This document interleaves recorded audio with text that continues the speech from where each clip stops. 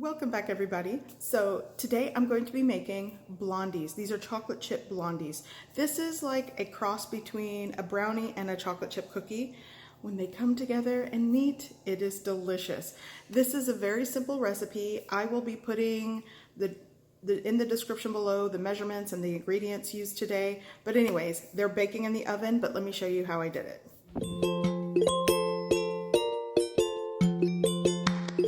So to start with our batter or dough, cookie dough, I am going to be using 2 cups of all-purpose flour. Be sure to check the description below this video to get the ingredient list, the measurements, and I will also put the weighed measurements for some of the ingredients for more accuracy. By the way, for those of you that always ask for a printable recipe, I'm so sorry. Sometimes I put a recipe in the description below, but these days I'm kind of spread thin, so this video is the actual recipe. All right, so 2 cups of all-purpose flour. To that, I am going to add 1 teaspoon of baking powder, 1/4 teaspoon of baking soda, and I'm going to add a 1/2 teaspoon of salt. Now give it a mix. Okay, I'm gonna set this aside until I'm ready to use it. Okay, so now I'm going to prepare the wet ingredients for this. First, what I'm going to do is add 1 1/2 sticks of softened butter. And to that, I am going to add 2 packed cups of light brown sugar.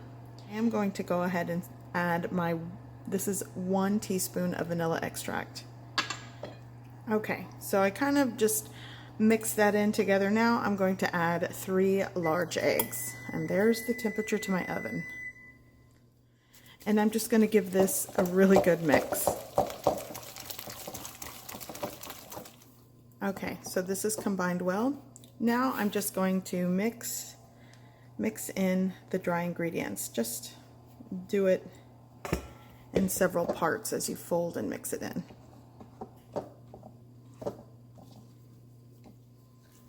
Okay, so this is mixed. So now I'm going to add 1 cup of chocolate chip morsels. These are actually dark chocolate chips, but typically semi-sweet work with this, but I like dark chocolate chips. Okay, so this is combined well. Now I'm going to add it to my baking dish. Okay, so here I have a 9 by 13 baking dish.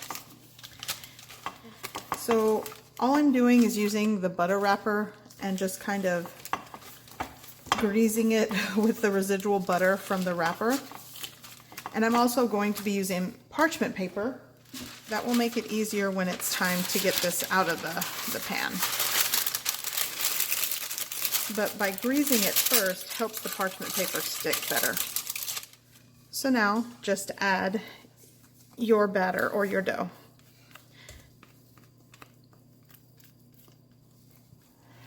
Okay, so I spread it as evenly as possible, and I'm going to bake this in a preheated oven at 350 degrees Fahrenheit for about 25 to 30 minutes.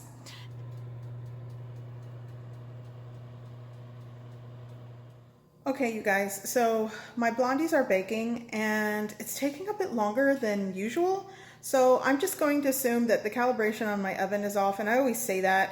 I actually had to call and make an appointment to get a tech out here, but the cook time, it shouldn't take longer than 30 minutes, but if it does, keep baking until the center is done. So I'm actually about 35 minutes in. I'm going to check it again, but at this point, 30 to 35 minutes it looks like that might be a better bake time.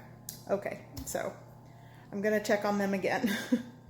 Okay, so they have finally cooked through. As you can see, I kind of poked it in there to make sure the center cooked. So I am going to let these set for about 15 to 20 minutes before I cut them into slices. Now, if you are serving these a la mode, serve it warm, serve with your ice cream, you're good to go. Alrighty, so I'm gonna let these hang out, cool, and then I'll show you what they look like when I cut into them. So while my blondies are cooling off, I baked a batch earlier in an 8 by 8 baking dish. So if you want to try that, you can, but just know that it takes double the time to bake. It took an hour for them to bake, and as you can see, they are darker in color. The exterior formed a crust, which is not a bad thing texturally, and the inside stayed chewy, and it did give me taller square pieces. Now, I do suggest a 9x13 is probably better for this recipe because it cooks a lot evenly and the cook time is shorter. But this is what they look like baked in an 8x8. Okay, so I'm going to go ahead and take these out of the baking dish. And because I have a lot of overhang from the parchment paper, it makes it a lot easier to transport over to the cutting board. So as you can see, these cooked perfectly, but compared to the other ones, they don't have that tall height or, the tall cuts to them, which is fine, not a problem. Now I'm just going to cut them into squares.